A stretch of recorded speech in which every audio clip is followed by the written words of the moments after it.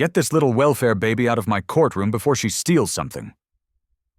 Judge Edward Harlan flicked his hand at the 15-year-old black girl like brushing off dirt.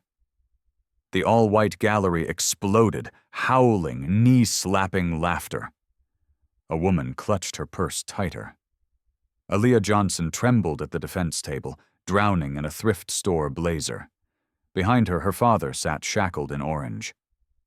"Your Honor, I'll defend my dad." The room lost it. "Did the monkey say defend?" someone shouted. Harlan glanced at her, lips curled in disgust. "Little girl, go back to whatever hood you crawled out of. This court is for civilized people." Everyone burst into mocking, gloating laughter, but nobody in that courtroom knew what this 15-year-old was hiding. And when she finally revealed it, the judge, the prosecutor, and every person who laughed would never forget her name. 4 months earlier, the Johnson home smelled like burnt toast and possibility. Aaliyah sat at the kitchen table, debate notes spread across the chipped formica surface, while her father, Marcus, poured coffee into mismatched mugs. The morning sun cut through their small East Side apartment, illuminating the walls covered in her debate trophies and her late mother's nursing degree, framed and fading, but still proud. "Are you ready for regionals?" Marcus asked, sliding a plate of slightly charred toast toward her. "Born ready?" Aaliyah grinned, that confident smile that reminded him so much of her mother. "Coach says if I win this one, I'm headed to state." Marcus leaned against the counter, watching his daughter with those eyes that always seemed to carry both pride and worry. He worked 2 jobs, sanitation during the day, volunteering at the Northside Youth Center 3 nights a week, but somehow never missed her debates, never missed parent-teacher conferences, never missed being present. "Your mama would have loved to see this," he said quietly. "You got her mind, Allie, sharp enough to cut through anything and your stubbornness to back it up." He laughed, that deep rumble that filled their small kitchen with warmth. "Stubbornness kept us alive. Baby girl, don't you forget it." 8-year-old Malik stumbled out of the bedroom, rubbing sleep from his eyes. Aaliyah immediately switched into mother mode, a role she'd carried since their mom died 4 years ago. She poured him cereal, checked his homework folder, made sure his inhaler was in his backpack. This was their routine. This was their normal. A father who worked himself to exhaustion, a daughter who raised her brother while maintaining straight A's, and a family that somehow made it work on love and determination when money ran short. The garbage truck rumbled outside, Marcus's cue to leave. "Youth center tonight?" Aaliyah asked. "Basketball program for the kids. Someone's got to show them there's another way, you know."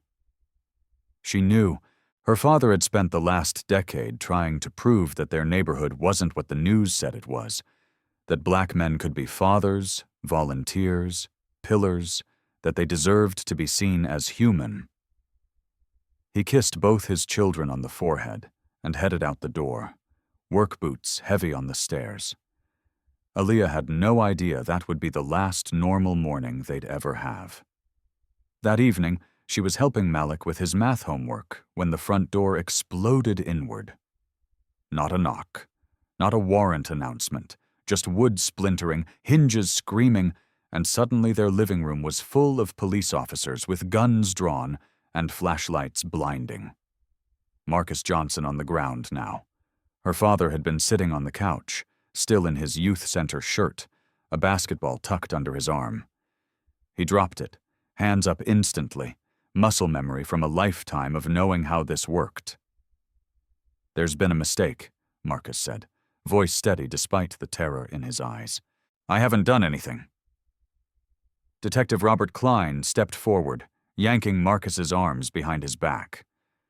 The handcuffs clicked with a finality that made Aaliyah's stomach drop. "Marcus Johnson, you're under arrest for armed robbery of Martin's grocery and assault with a deadly weapon." "What?" Aaliyah jumped up, putting herself between the officers and her father. "That's impossible. Dad, tell them." Marcus's eyes locked onto hers, desperate and pleading. "Allie, I swear to God, I didn't do this!" "Yeah, they all say that." Klein hauled Marcus toward the door. "We got 3 witnesses to put you at the scene. The gun matches the description. You're done." "I was at the youth center." Marcus's voice cracked. "There are people who saw me, signed the sheet. I was running the basketball. Save it for the judge, Johnson." Malik started crying, small hands clutching Aaliyah's shirt as police officers trampled through their home, searching drawers, overturning furniture, treating their small sanctuary like a crime scene. Aaliyah watched her father, this man who'd never even gotten a speeding ticket, who volunteered his free time, who raised his children alone with grace and dignity, get dragged out of their home like a criminal. Neighbors pressed against windows, phone cameras recording. Tomorrow, their faces would be on the news. Another black man arrested, another family destroyed. At the door, Marcus turned back, chains rattling. "Ali, listen to me. I didn't do this. You hear me? I didn't do this." "I know, Dad." Her voice didn't shake. Couldn't shake. Malik needed her strong. "I'll fix this. I promise." The door slammed shut. The apartment fell silent except for Malik's sobbing. Aaliyah stood in the wreckage of their living room, her father's coffee mug still on the table from this morning, and made a decision that would change everything. She walked to her bedroom, pulled out her laptop, and began to research. Because if the system wouldn't save her father, she'd have to learn how to save him herself. The county jail visitation room smelled like industrial cleaner and desperation. Aaliyah sat on a cold plastic chair, separated from her father by thick plexiglass that had been scratched by 1,000 desperate hands before hers. Marcus appeared through the metal door in an orange jumpsuit that hung off his frame. He'd lost weight in just 2 weeks. But it wasn't the weight that made Aaliyah's breath catch.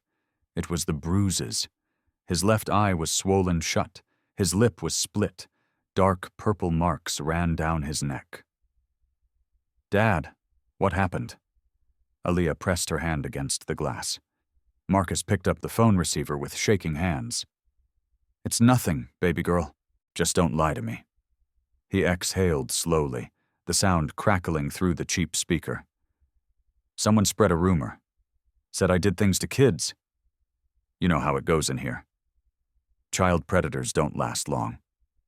Aaliyah's vision blurred with rage. "But you're not. Doesn't matter what's true.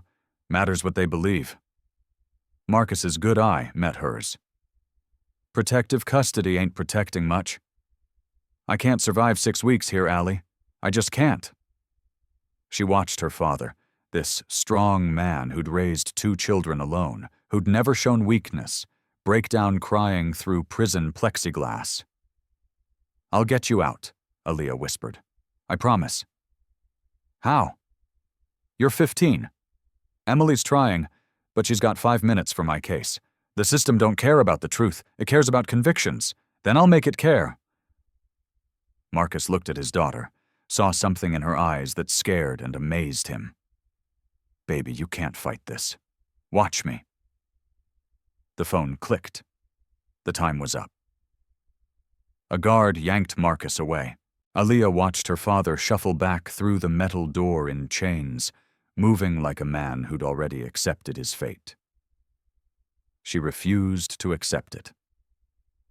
That night, Aaliyah sat at the public library's computer, diving into District Attorney Richard Harlan's record. What she found made her stomach turn.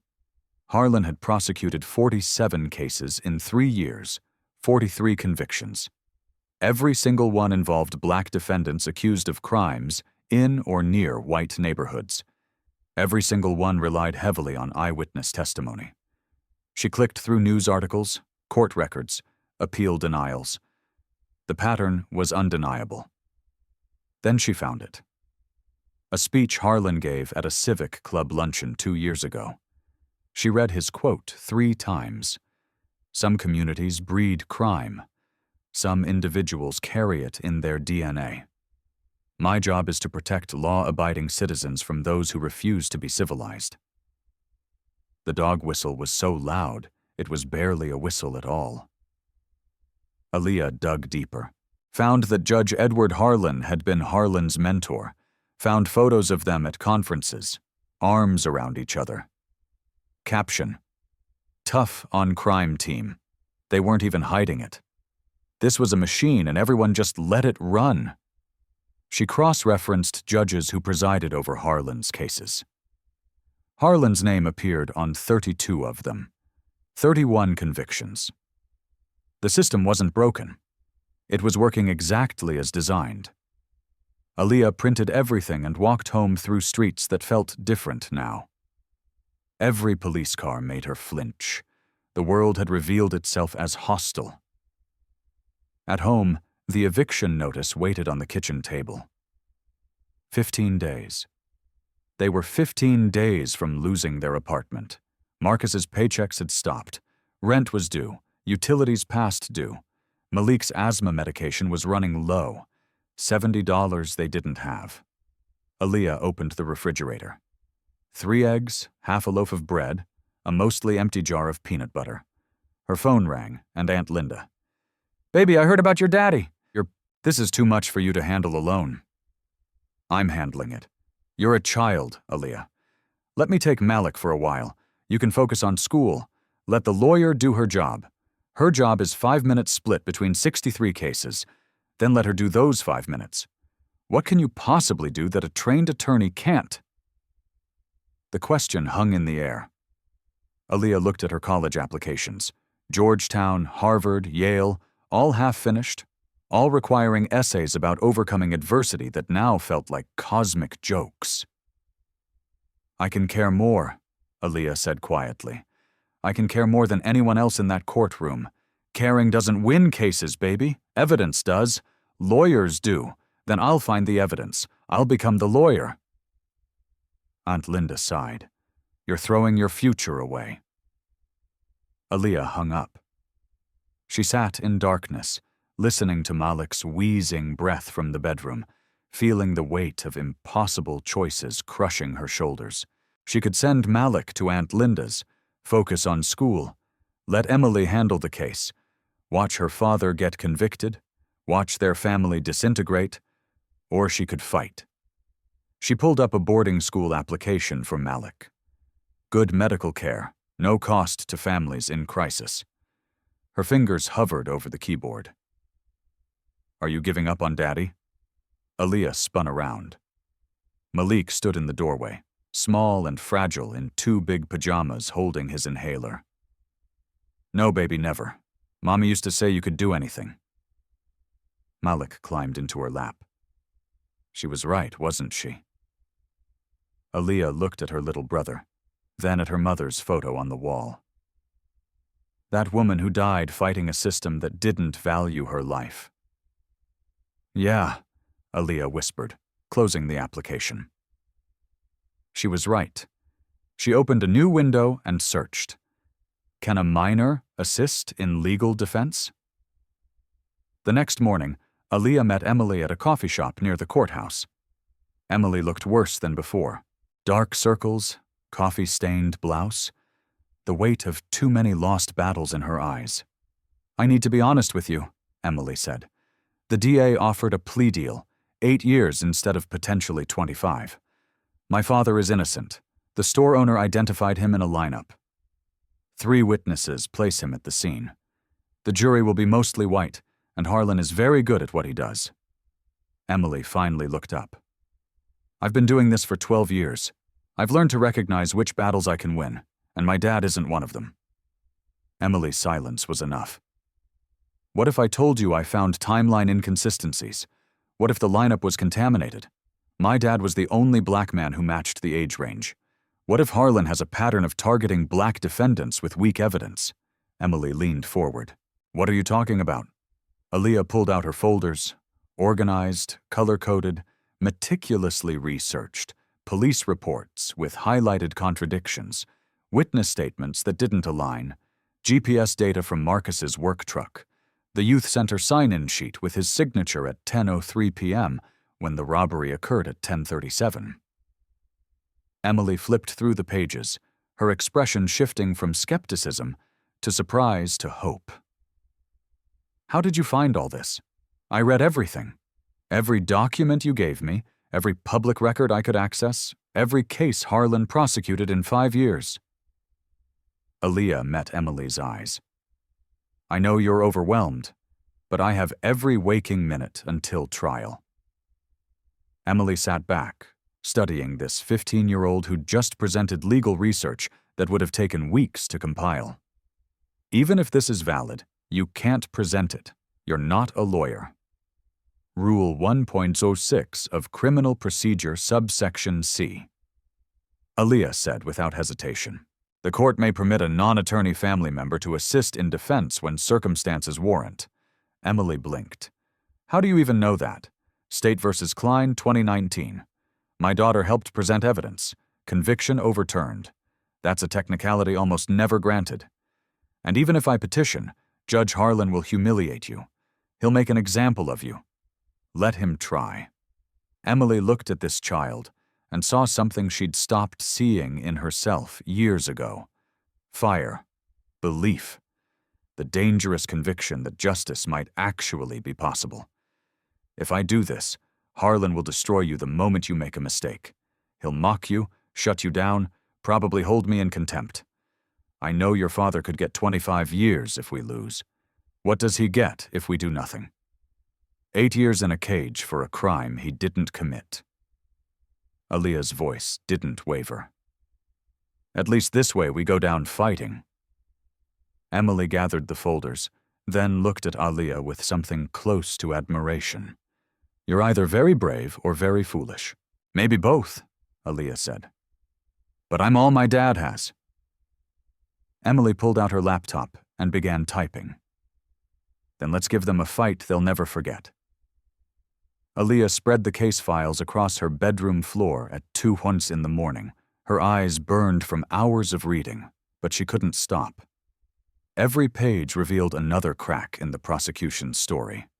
The police report said the robbery occurred at 10:32 p.m., but witness number 1, Michael Hayes, claimed he saw it happen around 10:15. Witness number 2 said close to 10:45. The store's security camera timestamp showed 10:37 p.m. 17 minutes of conflicting testimony. Nobody seemed to notice or nobody cared. Aaliyah highlighted each discrepancy in different colors: red for timeline contradictions, yellow for description inconsistencies, blue for evidence that supported her father's alibi. The store owner described the robber as 6'2". Marcus was 5'9". The weapon was described as a black automatic by one witness, a silver revolver by another, a dark handgun by the third. The amount stolen changed with each statement: $200, $350, $185, and buried in the files, ignored by everyone, was Marcus's work truck GPS data. It showed him at Northside Youth Center from 10:00 to 11:15 p.m. The sign-in sheet confirmed it: Marcus Johnson, 10:03 p.m. Aaliyah leaned back against her bed. 1 contradiction was a mistake. 2 was carelessness. 5 was a pattern. This wasn't evidence. This was a story someone needed to be true. Over the next 3 weeks, Aaliyah transformed her bedroom into a war room. Debate training became cross-examination practice. Her coach, Ms. Ramirez, played hostile witness while Aaliyah refined questions, learned to control tone, never to ask what she didn't already know the answer to. Leading questions on cross. Ms. Ramirez reminded her, "You're not seeking information. You're telling a story through their answers." Aaliyah wrote and rewrote examination outlines, practiced in her mirror, recorded herself to catch nervous habits, voice going up when uncertain, touching her hair when stressed. She eliminated every tell. On weekends, she visited Martin's grocery, timed the walk from the youth center. 12 minutes normal pace, 9 if running, photographed security camera angles, talked to neighborhood residents who remembered that night. 3 people mentioned seeing 2 men leave together after the robbery. The police report only mentioned one. At home, Aaliyah created timeline boards, red string connected contradictions, photographs, witness statements, GPS data. She was building an alternative narrative the prosecution had deliberately ignored. But contradictions weren't enough. She needed legal authority. Hours in the law library led her to Rule 1.06 of Criminal Procedure. She read State v. Klein 3 times, memorizing the appellate reasoning. A non-attorney family member could assist when circumstances warranted. It had happened before. The law was on her side. She just needed a judge willing to allow it. 1 week before trial, Aaliyah arrived at Emily's office with 3 boxes of organized evidence. Emily looked up, coffee frozen halfway to her mouth. What is all this? Everything they missed. Aaliyah set the boxes down. Timeline contradictions, witness inconsistencies, alibi evidence, legal precedent for my participation. Emily opened the first box. Color-coded folders, each labeled with specific legal issues. She pulled one out. Eyewitness identification problems. Her eyes widened. The lineup photo, Aaliyah said. Look at it. Really look. 6 men against a height chart. 5 were white or Latino. Marcus was the only black man, the only one near the age witnesses described. Textbook contamination, Emily whispered, and nobody objected. Aaliyah pulled another folder. GPS data puts Dad at the youth center. Harlan's timeline ignores it completely. His entire case rests on eyewitnesses who can't agree on when it happened, what the weapon looked like, or how much was stolen. Emily flipped through folders, expressions shifting to anger. Anger at missing this. Anger at a system that made missing it inevitable with 63 cases. How did you find all this? I had time, motivation, nothing to lose. Emily sat back. We need to present this properly. One mistake and Harlan excludes everything. Then we don't make mistakes. This isn't a debate tournament. Harlan will look for any reason. I know. Aaliyah pulled her final folder. That's why I need to question Michael Hayes. Absolutely not. Harlan will never. He will, if you frame it right, appeal to his ego. He'll want to watch me fail. Emily stared at this 15-year-old strategizing like a seasoned attorney. You want him to underestimate you. He already does. Everyone does. That's the advantage. If this backfires, your dad gets 25 years. What happens if we do nothing? 25 anyway, or 8 he doesn't deserve. Aaliyah's voice was steel. At least this way we fight. Emily looked at the evidence boxes, then at Aaliyah's face. She remembered why she'd become a public defender before the system ground her down. Okay, but we do this right. I'll file the motion, prepare you for every objection. She paused. Harlan will try to destroy you. I know. That's what I'm counting on. That's what. And the motion was filed the next morning. Request for minor family member to assist in defense presentation. Word spread through the courthouse. Attorneys laughed over coffee. The Johnson case keeps getting sadder. Harlan called it a desperate publicity stunt. Harlan called Emily to chambers that afternoon, face already red. Are you out of your mind? This is a courtroom, not bring your daughter to work day. The precedent is clear, Your Honor. She's found discrepancies. Then you present them. That's your job. With respect, I'd like the option. I'll allow her to sit at the defense table. Harlan's finger pointed like a weapon. But the moment she opens her mouth inappropriately, I'll hold you in contempt. Clear? Crystal clear, Your Honor. Outside, Aaliyah waited on a hallway bench. You're in, Emily said, but he's going to try to destroy you. I know. Aaliyah stood, straightening her blazer. That's what I'm counting on. Emily studied her. You're really ready? Aaliyah thought about her father's bruised face through plexiglass, Malik's wheezing breath, her mother's unfinished law degree, every person who'd looked at her and seen nothing but a poor black girl from the wrong neighborhood. "I've been ready my whole life," Aaliyah said. "I just didn't know it yet." 48 hours before trial, Aaliyah sat in her library carrel reviewing cross-examination notes. The building was nearly empty, just her and the night security guard. She didn't notice the envelope at first. It appeared while she'd gone to the restroom, a plain manila envelope, unsealed, slipped under her carrel. No name, no markings. Aaliyah looked around. The library was silent. Nobody nearby. Inside was a USB drive. Nothing else. No note, no explanation. Every instinct said this could be a trap, contaminated evidence, a setup. She should give it to Emily, maintain a chain of custody. But curiosity won.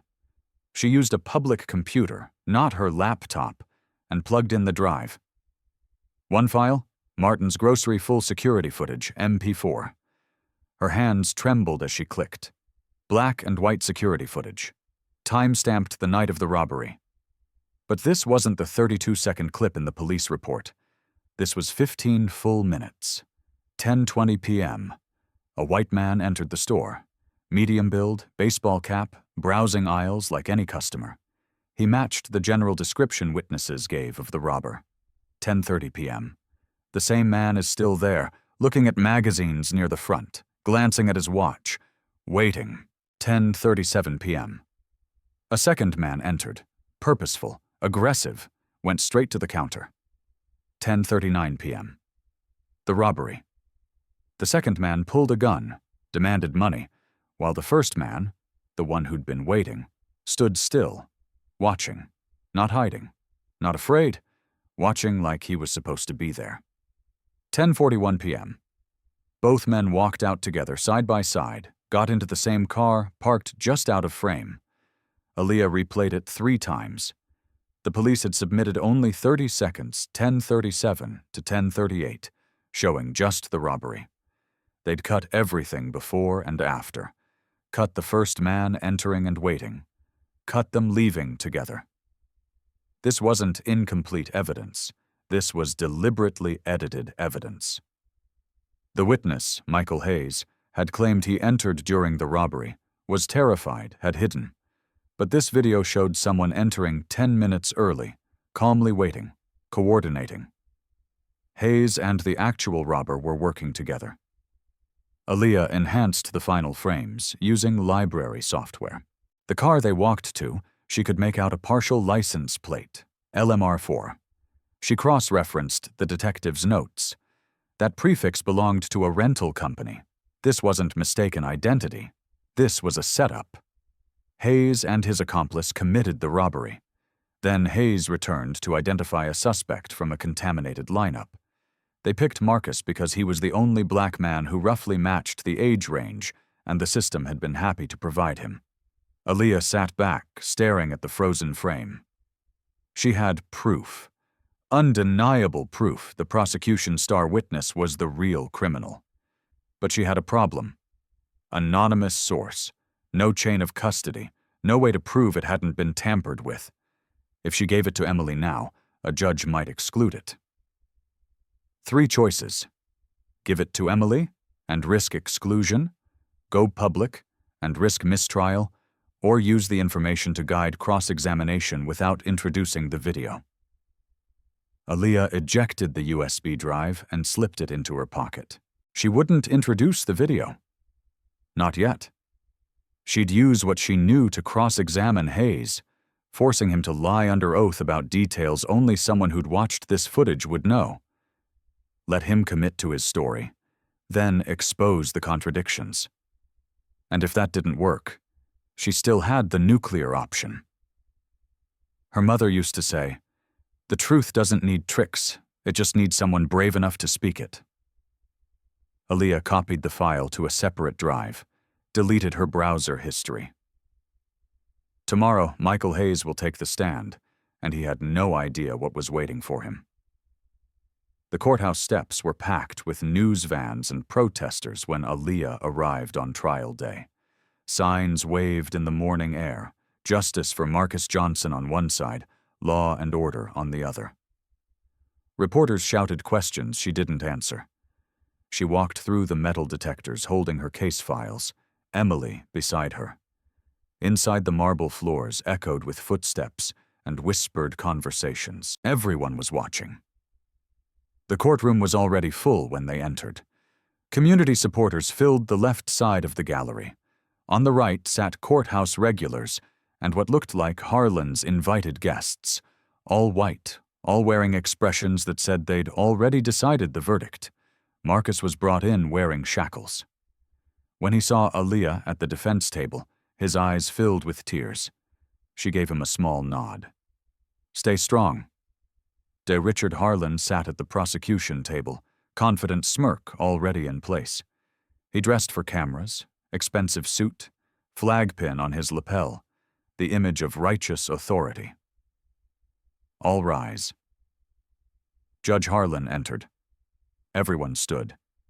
He took his seat, surveying the courtroom with obvious annoyance at the crowd. His eyes landed on Aaliyah and stayed there. "Ms. Thompson," Harlan's voice carried across the silent room. "Is this the assistant we discussed?" "Yes, Your Honor. Aaliyah Johnson, the defendant's daughter." Harlan's face hardened. "Let's get one thing clear. This is my courtroom. Any disruption, any outburst from this child, and she's removed immediately. I'll hold you in contempt if she steps out of line." "Understood?" "Understood, Your Honor." "Good." Harlan turned to the jury pool. "Let's begin jury selection." It took 3 hours to seat 12 jurors, 10 white, 2 black. Aaliyah watched Harlan use his peremptory challenges to eliminate every black juror he could. The final panel looked exactly like she'd expected. People who'd never been profiled, never been followed in stores, never had their lives destroyed by a system that saw their skin as evidence of guilt. Opening statements began just before lunch. Harlan stood, buttoned his jacket, and approached the jury box like a man greeting old friends. "Ladies and gentlemen, this case is simple. On the night of November 20th, Marcus Johnson walked into Martin's grocery with a gun and terrorized a hard-working business owner. He threatened to kill Mr. Harold Jenkins. He stole $340, and he did it because he thought he could get away with it." Harlan pointed at Marcus. "That man sitting right there. 3 witnesses saw him, identified him. We'll testify under oath.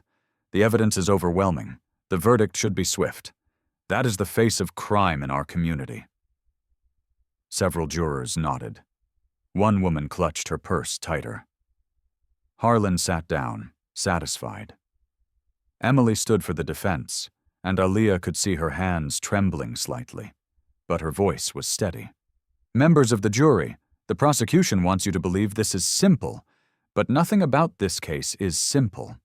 Marcus Johnson is a father, a sanitation worker, a community volunteer with 0 criminal record. On the night in question, he was exactly where he says he was, at the North Side Youth Center running a basketball program for kids." Emily gestured to the evidence table. "We will show you GPS data proving he was there, sign-in sheets with his signature, but more importantly, we'll show you that the prosecution's timeline doesn't add up. Their witnesses contradict each other. Their evidence has holes big enough to drive doubt through." During her statement, Aaliyah passed Emily a note. Emily paused, read it, looked at Aaliyah, then continued, voice stronger. "The prosecution's case rests entirely on eyewitness testimony. But what if those eyes lied? What if this entire case is built on a foundation that crumbles under examination?" Harlan shot to his feet. "Objection. Counsel is making accusations without evidence. Sustained." Harlan glared at Emily. "Ms. Thompson, stick to facts you can prove." "Yes, Your Honor." But Emily had planted the seed. Aaliyah saw 2 jurors exchange glances. After lunch, Harlan called his first witness. The state calls Mr. Harold Jenkins. The store owner walked to the stand. White, 62, nervous but sympathetic. He was sworn in and sat down, hands folded in his lap like a man at church. Harlan took him through the robbery step by step. Jenkins described it in careful detail, voice shaking at the right moments. "I'll never forget that face," Jenkins said, pointing at Marcus. "He looked right at me, said he'd kill me if I called the police." "And you're certain the defendant is the man who robbed you? Absolutely certain that's him?" Harlan nodded, satisfied. No further questions. The jury looked convinced. Aaliyah saw it in their faces. This nice old man terrorized in his own store. Their sympathy was already decided. Emily stood for cross-examination. She was gentle, respectful, but firm. "Mr. Jenkins, how long did the robbery last?" "Maybe 2-3 minutes. And the lighting in your store that night?" "Good. I keep it bright for customers. You'd never seen the robber before?" "No, never." Emily established the timeline, got him to confirm details but couldn't shake his identification.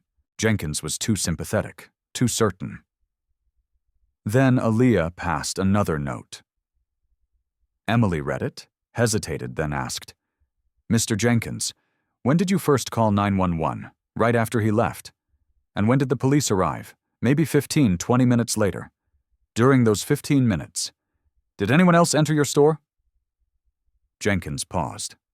I don't think so. I was pretty shaken up." "You don't think so? Or you're certain?" "Objection," Harlan said. "Asked and answered." "Sustained."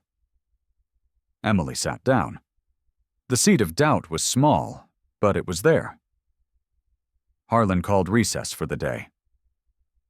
As the courtroom emptied, Harlan approached the defense table, coffee in hand. He accidentally bumped Aaliyah, spilling it across her case files. "Oops, sorry, kid. Didn't see you there." His smile was cruel. "You're so small. People watched, some filmed." Aaliyah calmly pulled her files away, dabbing them with napkins. She looked up at Harlan, her voice steady.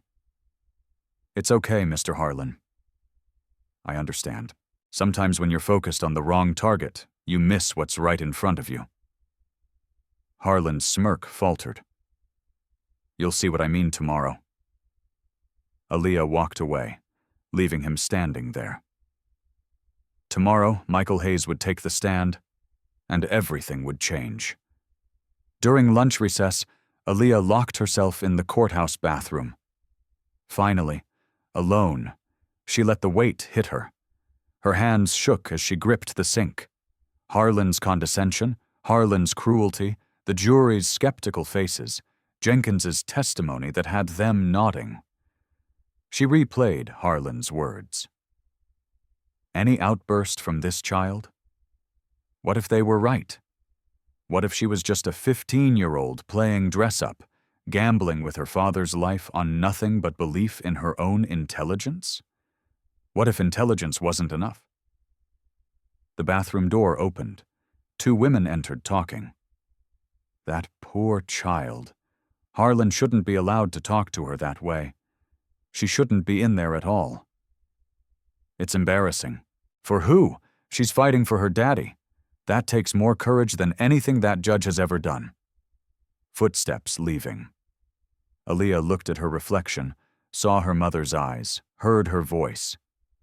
"You can do anything, Allie." She washed her face, straightened her blazer, walked out. Emily waited in an empty conference room. "I should have prepared you better for Harlan's hostility." Emily said, "It's fine. Actually, it's perfect." "How is public humiliation perfect? Because now the jury sees him as a bully. When I prove my case, they'll remember." Aaliyah pulled out her notes. "This is strategy, not emotion." Emily studied her. "You're thinking 3 moves ahead. I have to be." Aaliyah laid out her timeline chart. "When Hayes takes the stand, I need to ask the questions. If you're wrong, I'm not wrong. Trust me."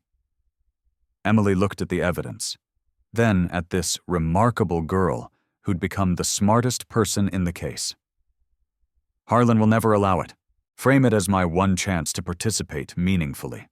Appeal to his ego. He'll want to watch me fail publicly." Emily realized what Aaliyah was doing. You want him underestimating you? He already does. Everyone does. That's my weapon. If this backfires, your dad gets 25 years. What happens if we play it safe? 25 anyway. Aaliyah's voice was steel. At least this way we fight. You're not going down. I won't let you. Then help me stand up. In the hallway, Harlan was talking to his assistant, loud enough to be overheard. The girl's a sideshow. Let her play lawyer. Makes our job easier when she falls apart.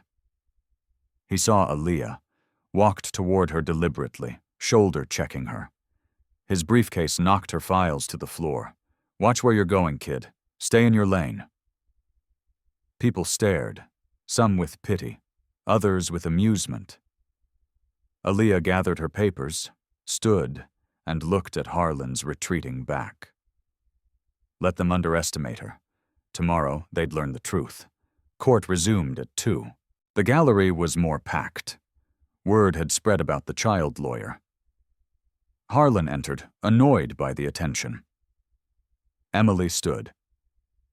Your Honor, I have the motion regarding witness examination. Harlan's eyes narrowed. What kind of motion? The defense requests Miss Johnson be permitted to conduct cross-examination of the state's next witness, Michael Hayes. The courtroom erupted. Gasps, whispers, laughs. Harlan's face reddened. You cannot be serious. The precedent is clear, Your Honor. Rule 1.06, subsection C, State versus Klein. I know the precedent. Harlan looked at Aaliyah like she was an insect. You want this child to examine a witness? Yes, Your Honor. It's her constitutional right.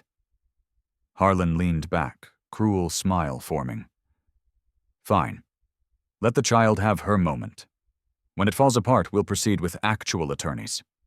He turned to the jury. Please bear with us during this irregularity. The jury looked uncomfortable. Harlan hammered his gavel. The state may call its next witness.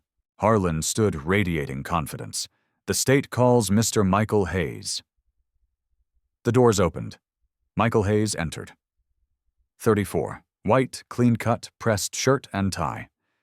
He looked like every jury's image of an honest citizen. He walked to the witness stand with rehearsed confidence, sworn in, sat down, folded his hands calmly. Harlan took him through direct examination.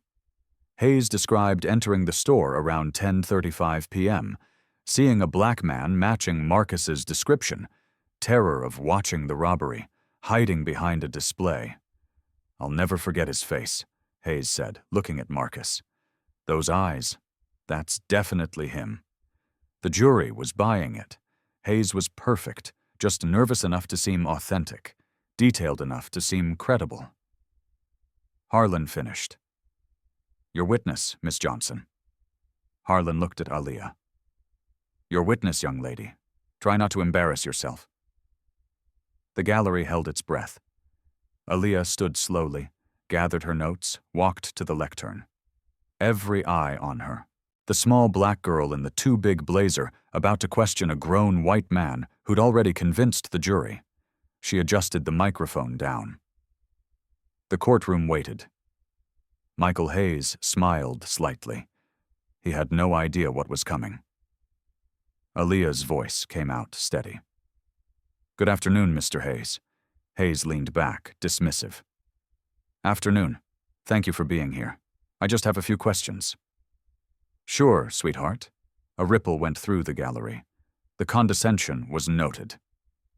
Aaliyah didn't react. You testified you entered the store around 10:35 p.m., correct? Yes. Not 10:25 or 10:45, but specifically 10:35. Well, around then, but you told the police 10:35 in your statement. You were certain then? I guess so. About that time. So you're less certain now than 3 months ago?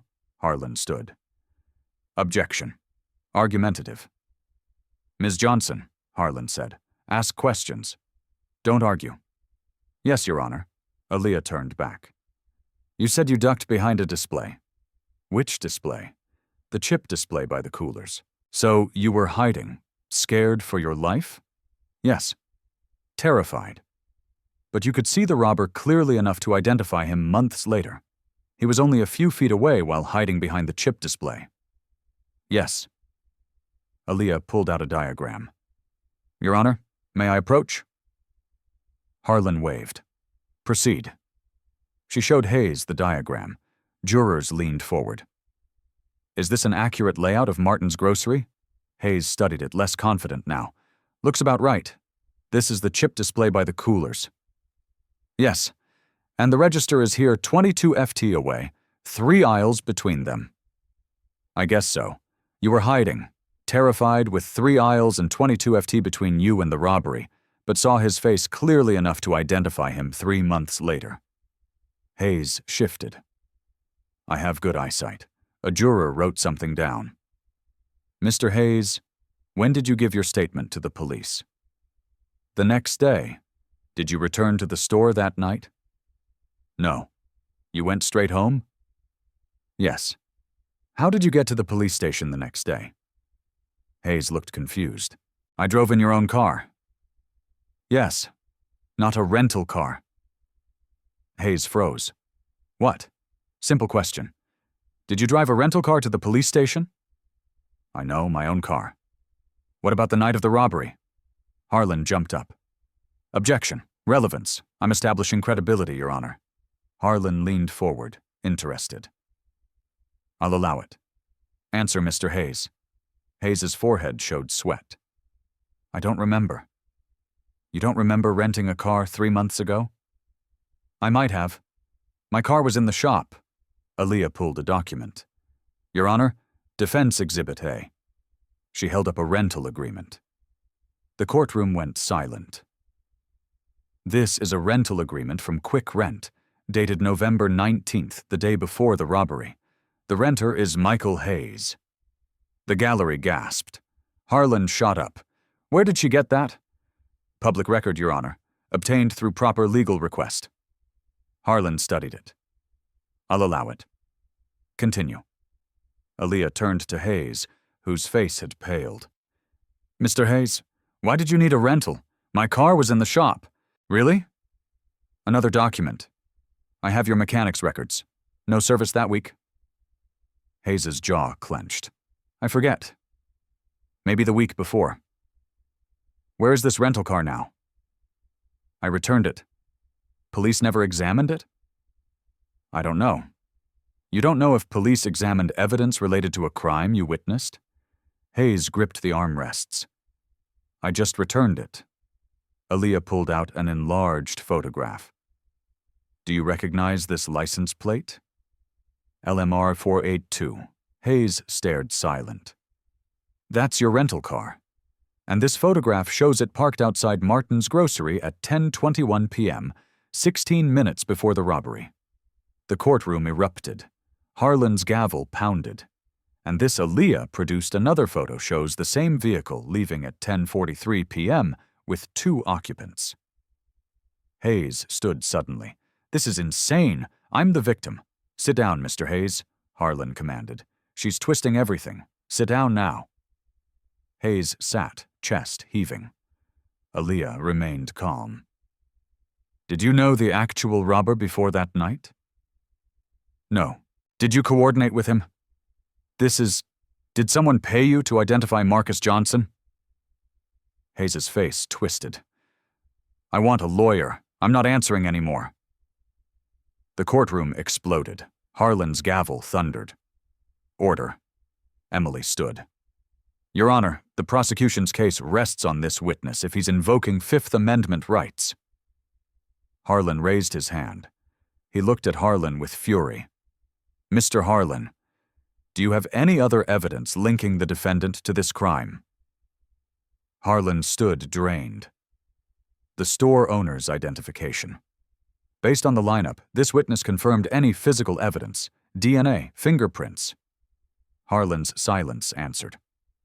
Harlan turned to Hayes. Mr. Hayes, remain available for questioning. Do not leave the jurisdiction. He looked at the jury. Disregard this witness's testimony entirely. Then Harlan did something unexpected. He looked at Aaliyah. Really looked at her. Miss Johnson, that was exceptional work." The words hung in the air. A judge who'd mocked her hours ago, now acknowledging her in front of everyone. "The court is adjourned until tomorrow morning. Mr. Harlan, you better have answers." That evening, the video of Aaliyah's cross-examination went viral. Millions of views in hours. News anchors called it the most remarkable courtroom moment of the decade. Legal experts dissected every question. Law professors announced they'd be teaching it in their classes. But Aaliyah didn't watch any of it. She sat with Malik in their small apartment, helping him with homework like it was any other night, trying to pretend her hands weren't still shaking. The next morning, the courthouse steps were packed with 3 times as many people. This time, when Aaliyah walked through, the crowd erupted in applause. Signs read, "Justice for Aaliyah and believe in her." She kept her head down, walked inside with Emily. The courtroom was standing room only. Every major news network had cameras positioned outside. Inside, the energy had completely shifted. People looked at Aaliyah differently now, not as a child playing dress-up, but as someone who'd exposed a conspiracy. Marcus was brought in. When he saw his daughter, he mouthed, "I'm so proud of you." Judge Harlan entered. The room fell silent. He looked different today. The arrogance was gone, replaced by something that looked almost like shame. "Before we begin," Harlan said, his voice quieter than yesterday, "I need to address something." He turned to Aaliyah. "Miss Johnson, would you approach the bench, please? You too, counsel." Aaliyah and Emily walked forward. At the bench, Harlan spoke quietly. "Miss Johnson, what you did yesterday. I've been on the bench for 23 years. I've seen thousands of attorneys. Very few have demonstrated the skill, preparation, and courage you showed." He paused. "I owe you an apology, a public one. I underestimated you severely. I let my preconceptions cloud my judgment. That was wrong." Aaliyah didn't know what to say. She simply nodded. Harlan turned to Harlan. "And you, counselor, better have a very good explanation for how that witness ended up in your case." Harlan stood looking like he'd aged 10 years overnight. "Your Honor, after reviewing the evidence that came to light yesterday, and after interviewing Mr. Hayes this morning." He took a breath. "The state moves to withdraw all charges against Marcus Johnson." The courtroom exploded. Marcus collapsed forward, head in his hands, shoulders shaking with sobs. Emily grabbed Aaliyah's arm, tears streaming down her face. Harlan hammered his gavel. "Order. I want order." When the room quieted, Harlan continued, "Mr. Johnson, please stand." Marcus stood, chains rattling, barely able to hold himself upright. "The charges against you are dismissed with prejudice. You are free to go." Harlan nodded to the bailiff. "Remove those restraints now." The bailiff unlocked the handcuffs. They fell to the floor with a metallic crash that echoed through the silent courtroom. Marcus stared at his free hands like he couldn't believe they were real. "Dad." Aaliyah ran to him. He caught her in his arms, both of them crying, holding each other like they'd never let go. The gallery was on its feet, applause thundering through the room. Even some jurors were wiping tears. Malik burst through the courtroom doors, and Aunt Linda had brought him. He ran to his father and sister, and the 3 of them held each other while flashbulbs popped and people cheered. Harlan didn't stop it.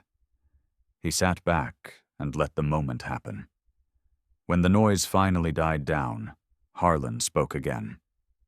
"Miss Johnson, this court has seen many attorneys over the years. Few with your skill, none with your courage." He paused. "The legal profession will be very fortunate to have you someday." The applause started again. Harlan turned to Harlan. "As for you, Mr. Harlan, the Bar Association will be receiving a full report. I'm also ordering an immediate review of every case you've prosecuted in the last 5 years, where conviction relied primarily on eyewitness testimony." Harlan said nothing. His career was over and everyone knew it. Harlan adjourned the court. Outside on the courthouse steps, reporters swarmed. Aaliyah stood with her father and brother Emily beside them. "Aaliyah, how does it feel?" a reporter shouted. Marcus answered instead, his arm around his daughter. "My baby girl just saved my life. That's how it feels. What's next for you, Aaliyah?" She looked at her father, then at the cameras. "I'm going back to school. I've got college applications to finish, but I'm also going to keep fighting for people like my dad, people the system tries to throw away. Will you become a lawyer?" Aaliyah smiled. "I already am one. I just need the paperwork to catch up." The crowd laughed and cheered. Later, Emily pulled Aaliyah aside. "I'm leaving the public defender's office, starting my own practice defense work for people who can't afford it." She paused. "I'd like you to intern for me next summer, if you're interested." "I'm interested." "Good, because we've already gotten 43 calls from families who think their loved ones were wrongfully convicted. Apparently, you started something." Aaliyah looked back at the courthouse, at the building where she'd been mocked and dismissed, where she'd proven everyone wrong. "Good," she said. "It's about time someone did." 6 months later, the Johnson family sat around their dinner table together, free, whole. Marcus had been promoted to supervisor. The eviction notice was a memory. Malik's asthma was controlled, and he talked about becoming a lawyer like his sister. Aaliyah's acceptance letters covered the refrigerator. Georgetown Law offered a full scholarship. "Your case study convinced us we need voices like yours." But the biggest change happened beyond their home. Michael Hayes was arrested, turned state's evidence. He'd been paid $5,000 to frame Marcus. 12 other cases were under review. A pattern of wrongful convictions was being exposed. D.A. Harlan resigned. The state bar opened investigations. Judge Harlan requested reassignment to civil court, admitting he needed to examine his own biases. The system that tried to destroy Marcus Johnson was being held accountable. Aaliyah now worked on her next case. A mother in Cleveland whose son was convicted on questionable eyewitness testimony. The woman had seen Aaliyah's story, reached out, begged for help. Marcus appeared in her doorway. "Saving the world when you should be sleeping." Aaliyah smiled. "Someone has to, Dad." He kissed her forehead. "Your mama would be so proud." After he left, Aaliyah stared at her mother's photo. That woman who'd fought and lost but raised a daughter who refused to accept losing. "I'm just getting started, Mama." "So, here's the question for you. Yes, you right now. When have you been told you're too small to matter? What truth are you afraid to speak? Whose injustice are you ignoring because you think someone else will handle it?" Aaliyah Johnson was 15, with a thrift store blazer and a laptop. No law degree, no money, no power except the power to refuse injustice. And she changed everything. Not because she was special, because she refused to believe she wasn't. Your voice matters. Your courage counts. Your action creates change. Someone needs you to be brave right now. Someone needs you to stand up. Someone needs you to prove that justice isn't about who has power. It's about who has courage to demand it. If this story moved you, share it, like this video, subscribe to Urban Voice for more stories of people who refuse to stay silent. Because every time we share these stories, we remind someone else they're not powerless. The courtroom is everywhere. The judge is watching. It's your turn to speak. A judge who called her a welfare baby ended up apologizing to her in open court. But that's not the part that keeps me up at night. Aaliyah Johnson was 15 years old. No law degree, no connections, just a thrift store blazer, a laptop, and a father she refused to let the system destroy. She exposed what professional lawyers missed for years. DA Harlan prosecuted 47 cases in 3 years, 43 convictions. Every single defendant was black. Judge Harlan presided over 32 of Harlan's cases, 31 guilty verdicts. This wasn't bad luck. This was a machine designed to convict. Professional lawyers, snorts, saw the same evidence Aaliyah found. Timeline contradictions, contaminated lineup photos, GPS alibi data. Aaliyah had what they didn't: time to care, determination to fight, and a father she absolutely refused to lose to a broken system. You know what breaks my heart? Aaliyah shouldn't have had to do this. A 15-year-old girl shouldn't have to become a lawyer to save her innocent father. But she did because nobody else would. And here's what I keep thinking about. How many fathers are sitting in prison right now because their kids didn't have Aaliyah's brilliance, didn't have her resources, didn't even know where to start? If this story moved you, share it. Someone needs to hear it today. Hit subscribe to Urban Voice for more stories about ordinary people doing extraordinary things. And tell me in the comments, what would you do if this was your family? Aaliyah now helps other families fight wrongful convictions. Sometimes the smallest voice in the room is the only one telling the truth.